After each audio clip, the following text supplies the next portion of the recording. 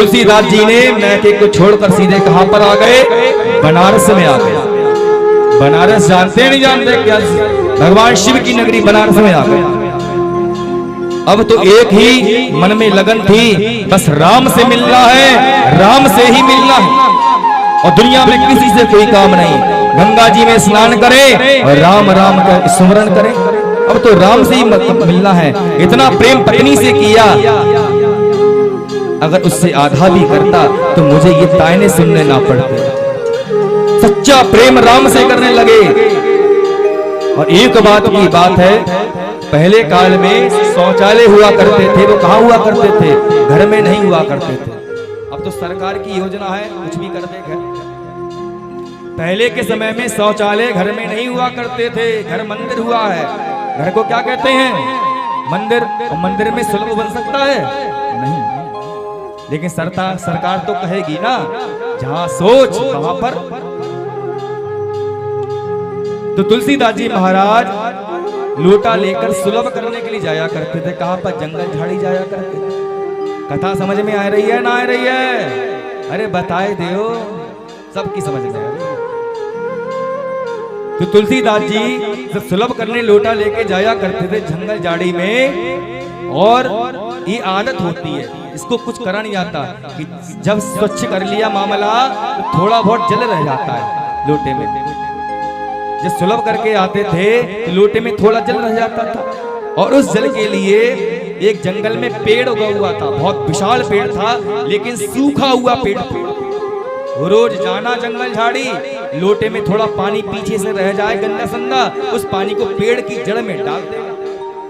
कोई कारण नहीं था, अनायास ही डालना शुरू कर दिया। एक दिन बीता, 2 दिन बीता, 4 दिन बीते। जब 40 दिन से ऊपर बीता तो उस पेड़ को फाड़कर एक भूत निकल कर आया, प्रेत। क्योंकि इस पेड़ में भूत रहता था, प्रेत रहता था।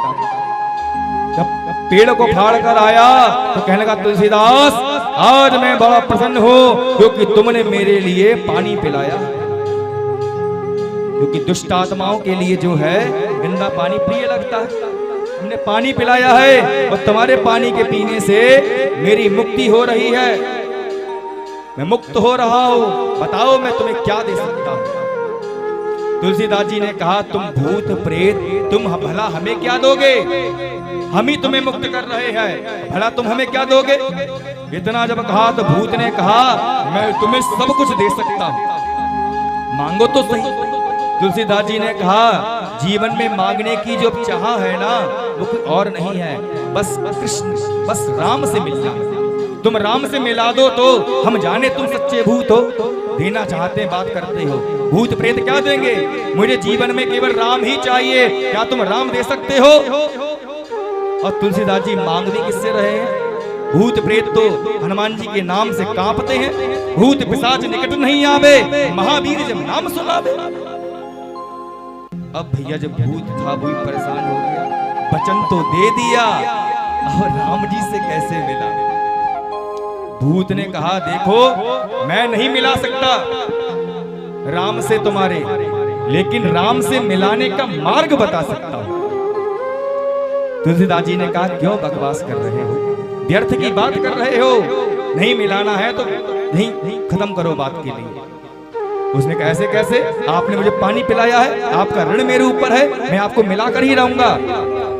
जो आपको राम से मिला सकते हैं मैं उनका पता बता रहा हूं। इस समय 80 घाट पर राम कथा हो रही है। भूत ने बताया, इस समय 80 घाट पर राम कथा हो रही है, और सबसे पीछे सबसे घृणित कपड़े में अपना वेश बदलकर एक पागल जैसा स्वरूप बनाकर एक पुरुष जो है वो कथा को सुनता।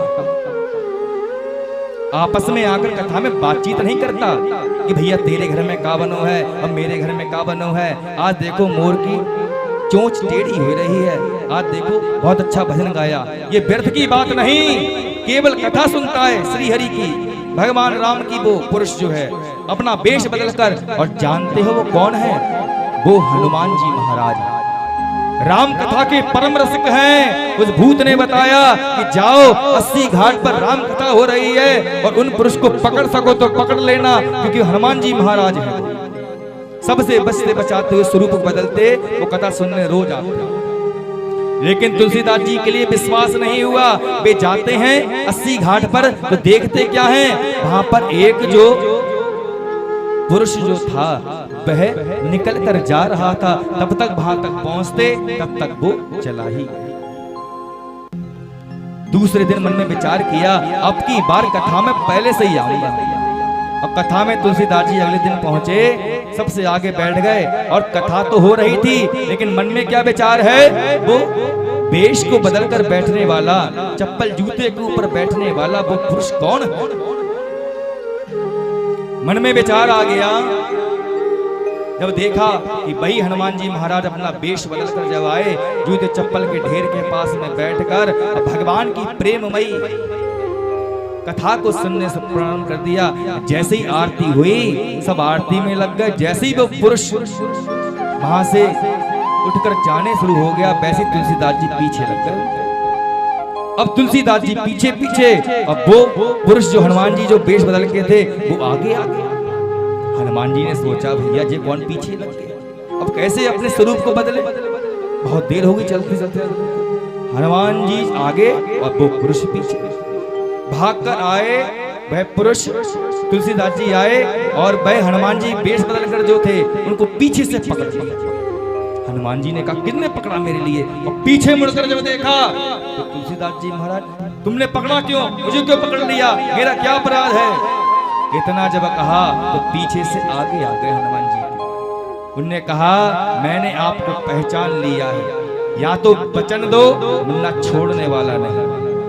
तुलसीदास जी ने कहा, वचन दीजिए कि आप हनुमान जी हैं, मैं जानता हूं, लेकिन अब आप जो हैं मुझे राम से मिलाएंगे, ये वचन दीजिए।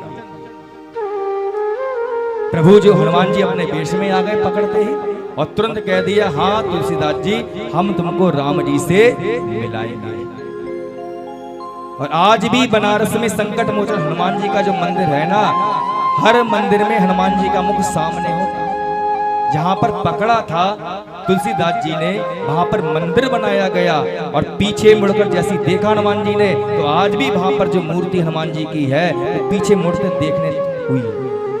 शंकर जी तुलसीदास जी का संकट दूर किया, इसलिए वो मंदिर का नाम संकट मोचन हनुमान मंदिर बना। बनारस में जाओ तो दर्शन करके आना। अब हनुमान जी ने कहा कि जाओ और भगवान और तुम जो है राम जी की प्रतीक्षा करो। एक दिन की बात है, तुलसीदास जी महाराज चंदन घिसे और रघुवीर जो है रोज आवे और चंदन का लेपन करा के जावे। वर्ष व्यतीत हो गए, अंतिम समय का समय आ गया। हनुमान जी को याद किया, हनुमान जी आए, कह दिया तुलसीदास जी ने, इतना समय इंतजार करते हुए हो गया, रघुवीर कब मिलेंगे, वो राघव कब मिलेंगे, और वह नहीं मिले तो मेरा जीवन व्यर्थ ही हो जाएगा। इतना जब कहा तो तुरंत ही हनुमान जी ने ध्यान लगाया।